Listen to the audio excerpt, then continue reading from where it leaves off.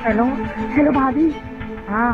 भाभी, वो बाहर तो आदमी मारे पड़े हुए मेरे दरवाजे, और आंगन में एक आदमी मारा पड़ा हुआ है मेरे दरवाजे, और ये सब लोग भाग गए। क्या कहेंगे पुलिस जब आएगी? तो वो लोग हैं कौन?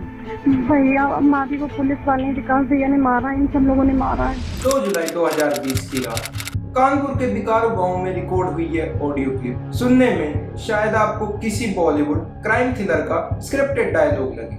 एक पल को लगेगा कि कोई शख्स घबराहट में यूं ही किसी अफवाह की बात कर रहा है, लेकिन असल में ये कोई फिल्म नहीं थी। यह ऑडियो एक जीता जागता सबूत है उस खौफनाक रात का, जब कानून के रखवालों का ही सरेआम बेरहमी से शिकार किया गया था। अक्सर हम सुनते हैं कि पुलिस मुजरिमों का एनकाउंटर करती है, लेकिन क्या हो जब मुजरिम ही पूरी की पूरी पुलिस फोर्स के लिए काल बन जाए?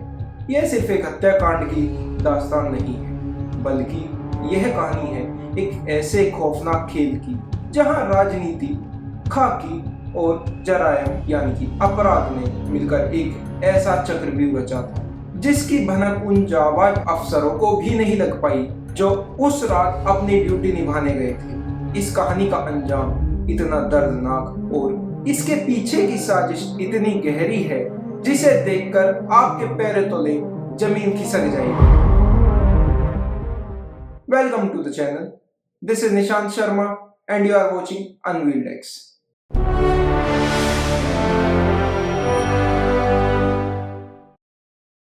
आज हम परत दर परत उस सच्चाई को अनवील करेंगे जिसे सिस्टम ने हमेशा हमेशा के लिए मिट्टी में दफन कर दिया। आज हम बात करेंगे विकास दुबे। विकास दुबे, विकास दुबे, विकास दुबे, विकास दुबे, विकास दुबे। इस केस की रियल स्टोरी और इसके पीछे छुपी सिस्टम की उस काली सच्चाई को समझने के लिए हमें 2 जुलाई की उस खौफनाक रात से कई दशक पीछे जाना होगा। तो चलो चलते हैं। दिसंबर 1964, कानपुर देहात का एक ब्राह्मण जमींदार परिवार। पिता राजकुमार दुबे पेशे से एक सीधे साधे किसान थे। इसी घर में जन्म होता है विकास दुबे का। खेतीबाड़ी वाले परिवार से आने के बावजूद विकास का झुकाव कभी खेतों की तरफ नहीं रहा। कहावत है ना कि पूत के पांव पालने में ही दिख जाते हैं। विकास के मामले में भी ठीक ऐसा ही हुआ। उसे तो बचपन से ही अपराध की उस दुनिया की तरफ खिंचाव था जहां शोहरत, पैसा और खौफ एक साथ मिलते हैं। 90 के दशक की शुरुआत में विकास गांव का एक छोटा मोटा बदमाश हुआ करता था। मारपीट के मामलों में पुलिस उसे अक्सर थाने ले जाया करती थी, लेकिन यहीं से सिस्टम में दीमक लगने की शुरुआत हुई। जब भी विकास थाने जाता, उसे छुड़ाने के लिए किसी न किसी रसूखदार नेता का फोन आ जाता था। विकास को बहुत कम उम्र में यह समझ आ गया था कि भारत में अपराध की उम्र लंबी तभी हो सकती है जब उसके सिर पर राजनीति का हाथ हो। 1990 में जब विकास के खिलाफ पहला बड़ा आपराधिक मामला दर्ज हुआ, तो किसी ने नहीं सोचा था कि यह शख्स एक दिन कानपुर का सबसे बड़ा गैंगस्टर बनेगा।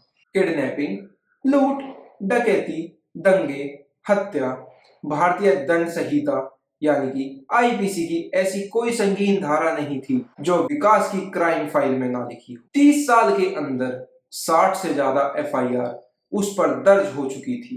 पुलिस ने उस पर इनाम भी रखा। कहते हैं कि कानून के हाथ बड़े लंबे होते हैं, लेकिन हैरानी की बात यह थी कि विकास के मामले में ये हाथ हमेशा छोटे, अपाहिज और मजबूर नजर आते थे। इतने मुकदमे के बावजूद उसे कभी सजा नहीं हुई। उसका खौफ इतना ज्यादा था कि लोग कोर्ट में उसके खिलाफ आंख उठाकर गवाही देने में भी कांपते थे। 1999 में जब सनी देओल की फिल्म अर्जुन पंडित आई, तो विकास उस गैंगस्टर के किरदार से इतना इंस्पायर हुआ कि उसने अपना नाम ही विकास पंडित रख लिया। उसे लोगों से पंडित जी कहलाना बहुत भाता था। लेकिन सवाल यह उठता है कि एक मामूली अपराधी इतना ताकतवर कैसे बन गया कि पुलिस भी उसका कुछ नहीं बिगाड़ पाती? इसका सीधा जवाब है पॉलिटिकल पावर। विकास जानता था कि अगर उसे बचना है तो उसे सत्ता की गोद में बैठना होगा।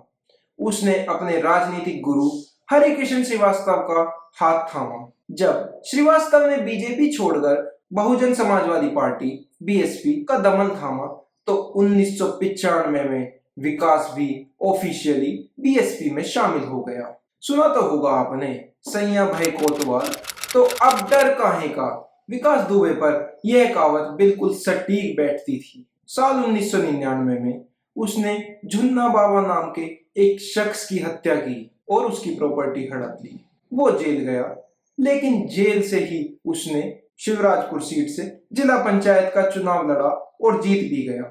सिस्टम का मजाक देखिए, जो आदमी हत्यारा है वो जेल से चुनाव जीत रहा था। साल 2000 में ताराचंद इंटर कॉलेज के प्रिंसिपल सिद्धेश्वर पांडे की दिन दहाड़े हत्या कर दी गई। मरने से पहले पांडे ने विकास के सामने अपनी जान की भीख मांगी थी, लेकिन विकास के अंदर कोई दया भाव नहीं था। हत्या करने के बाद उसने जानबूझकर अपने हाथ उनके खून से सने थे ताकि लोगों में उसका खौफ और गहरा हो जाए। लेकिन विकास दुबे का दुस्साहस की असली हद तो पार हुई साल 2001 में। यह एक ऐसा वाक्य है जो आज भी यूपी पुलिस के माथे पर एक कलंक माना जाता है। 28 साल के विकास ने अपने हथियारबंद गुर्गों के साथ शिवालिक पुलिस स्टेशन के अंदर घुसकर बीजेपी नेता और राज्य मंत्री संतोष शुक्ला को राइफलों और देसी कट्टों से भून डाला। जरा सोचिए, एक सिटिंग राज्य मंत्री की हत्या, वो भी थाने के अंदर दर्जनों पुलिस वालों चश्मदीदों के सामने। लेकिन इसके बाद जो हुआ वो भारतीय न्याय व्यवस्था का सबसे डरावना रूप था। कोर्ट में गवाहों की कमी के चलते 4 साल बाद ही विकास बरी हो गया। जिन 25 से ज्यादा पुलिस वालों की आंखों के सामने यह मर्डर हुआ था, वो सब के सब गवाही देने से मुकर गए। यहाँ तक कि मंत्री का अपना पर्सनल गनर भी विकास के फेवर में गवाही दे गया। यह वो दौर था जब विकास दुबे सिर्फ एक गुंडा नहीं रहा था, वो सिस्टम बन चुका था। जमीन के विवाद हो, पंचायत चुनाव हो या किसी की हत्या, चौबेपुर इलाके के 2 दर्जन ब्राह्मण गांवों पर विकास का राज था। यहाँ से करीब 1 लाख वोट आते थे। विकास दुबे 30 साल के अंदर कानपुर में राजनीतिक दलों की आंखों का तारा बन गया था। राजनीतिक दलों को यकीन हो चला था कि विकास दुबे की ताकत के दम पर वोट बैंक किसी के भी पाले में खिंच सकता था। विधायक से लेकर सांसद तक हर पार्टी के नेता जानते थे कि विकास जिसके साथ खड़ा होगा वोट उसी को मिलेंगे। पार्टियां बदलती रही, लेकिन विकास दुबे का रसूख कभी कम नहीं हुआ। उसकी पत्नी ऋचा दुबे भी जिला पंचायत चुनाव जीती। साल 2020 अपराध का यह घड़ा अब छलकने लगा था। विकास ने अवैध कब्जे और रंगदारी से 150 करोड़ से ज्यादा की संपत्ति बना ली थी। इसी बीच एक मामूली इंसान राहुल तिवारी नाम का एक शख्स ने वो हिम्मत दिखाई जो बड़े बड़े पुलिस वाले नहीं दिखा पाए थे। 1 जुलाई 2020 को राहुल ने विकास के खिलाफ हत्या की कोशिश की एफआईआर दर्ज करवाई। राहुल का आरोप था कि विकास और उसके साथियों ने उसे पूरी तरह पीटा और धमकाया है। इस शिकायत पर संज्ञान लिया CO circle officer Devendra Mishra ने। देवेंद्र मिश्रा वो जाबाज अफसर थे जो विकास और भ्रष्ट पुलिस कर्मियों के इस नापाक नेक्सस को तोड़ना चाहते थे। देवेंद्र मिश्रा यह बात जानते थे कि विकास की जड़ें खुद उनके महकमे में बहुत गहरी है। इसलिए उन्होंने 14 मार्च 2020 को अपने सीनियर्स एसएसपी को एक चिट्ठी भी लिखी थी, जिसमें उन्होंने साफ साफ बताया था कि चौबेपुर थाने का एसएचओ विनय तिवारी विकास दुबे के साथ मिला हुआ है और उसे बचा रहा है। लेकिन अफसोस, उस ईमानदार अफसर की उस चिट्ठी को फाइलों के ढेर में दबा दिया गया। प्लान के मुताबिक 2 जुलाई की रात 30 पुलिसकर्मियों की एक टीम बिकार गांव में विकास के किले नुमा घर रेड मारने के लिए निकलती है। मकसद था विकास दुबे को गिरफ्तार करना, मगर कहते हैं ना, घर का भेदी लंका ढाए। जिस वक्त पुलिस की टीम बिकरू के लिए रवाना हो रही थी, उसी वक्त विकास दुबे को इस रेड की टिप मिल चुकी थी और वो टिप किसी और ने नहीं बल्कि खुद खाकी वर्दी पहनने वाले उस चौबेपुर के एसएचओ विनय तिवारी ने दी थी। जब रक्षक ही भक्षक बन जाए तो इंसान जाए भी तो कहां। विकास चाहता तो आसानी से वहां से भाग सकता था, लेकिन इतने सालों के पॉलिटिकल प्रोटेक्शन ने उसके ईगो को इतना बढ़ा दिया था कि उसे लगा पुलिस उसके घर पर चढ़ाई कैसे कर सकती है। उसने भागने के बजाय पुलिस को ही सबक सिखाने की ठानी। विनय तिवारी ने अपनी ही टीम को फंसाने के लिए उस रात गांव के लोकल बिजली अधिकारी को फोन करके पूरे गांव की बिजली कटवा दी थी। सब कुछ विकास दुबे के खौफनाक प्लान के मुताबिक चल रहा था। 2 जुलाई की वो मनहूस रात, आसमान में चांद नहीं था और गांव में बिजली कटी हुई थी। गुप अंधेरा। पुलिस की गाड़ियां जब विकास के घर की तरफ बढ़ी तो रास्ते में एक भारी भरकम जेसीबी मशीन खड़ी थी, जिससे रास्ता पूरी तरह ब्लॉक कर दिया गया था। मजबूरन 30 पुलिसकर्मियों को अपनी गाड़ियां वहीं छोड़नी पड़ी और वो पैदल ही विकास दुबे के घर की तरफ बढ़ने लगे। उन्हें जरा भी अंदाजा नहीं था कि वो मौत के मुंह में कदम रख रहे हैं। जैसे ही पुलिस की टीम उस संकरी गलियों से विकास के घर के ठीक सामने पहुंची, अचानक छतों से मौत बरसने लगी।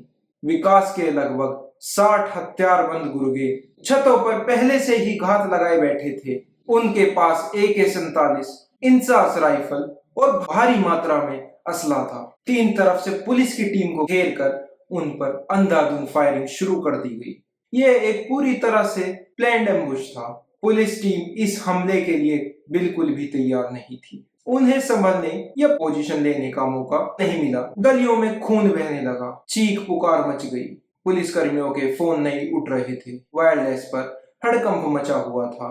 जो पुलिसकर्मी गोलियों से बचकर छिपने की कोशिश कर रहे थे, उन्हें ढूंढ ढूंढ कर मारा गया। CO देवेंद्र मिश्रा दीवार फांदकर एक घर के आंगन में कूदे, लेकिन विकास के गुर्गों ने उन्हें वहां भी घेर लिया। विकास को देवेंद्र मिश्रा से सबसे ज्यादा खुन्नस थी। पोस्टमार्टम रिपोर्ट में जो सामने आया वो किसी हैवानियत से कम नहीं था। देवेंद्र मिश्रा के पैर पर गोली मारी गई और फिर गोलियों के अलावा उन पर कुल्हाड़ी से वार किए गए। उनका सिर और धड़ लगभग अलग कर दिया गया था। उस रात 8 जाबाज पुलिसकर्मियां मौके पर ही शहीद हो गए। 1 DSP, 3 सब इंस्पेक्टर और 4 कांस्टेबल। क्रॉस फायरिंग में विकास के 2 गुर्गे प्रेम प्रकाश और अतुल दुबे भी मारे गए। लेकिन इतने बड़े नरसंहार को अंजाम देने के बाद विकास दुबे रात के अंधेरे का फायदा उठाकर वहां से फरार हो गया। अगली सुबह जब देश की नींद खुली तो बिकारू गांव शमशान बन चुका था। 8 पुलिसकर्मियों की हत्या के बाद यूपी सरकार और पुलिस महकमे पर जबरदस्त प्रेशर था। विपक्ष कानून व्यवस्था पर सवाल उठा रहा था। पुलिस ने अपनी साख बचाने के लिए सबसे पहले विकास दुबे के उस किलेनुमा घर पर बुलडोजर चलवा दिया जहां से मौत का फरमान जारी हुआ था। लेकिन विकास दुबे पुलिस के हाथ नहीं लग रहा था। 1 हफ्ते तक लुका छिपी का यह खौफनाक खेल चला। इनामी राशि 50,000 से बढ़ाकर 2.5 लाख और फिर 5 लाख कर दी गई। जांच में जब कॉल डिटेल्स निकली तो पुलिस महकमे के अंदर छुपे हुए जयचंदों का पर्दाफाश हुआ। कालू उर्फ दयाशंकर की गिरफ्तारी के बाद साफ हो गया कि SHO विनय तिवारी ने ही मुखबरी की थी।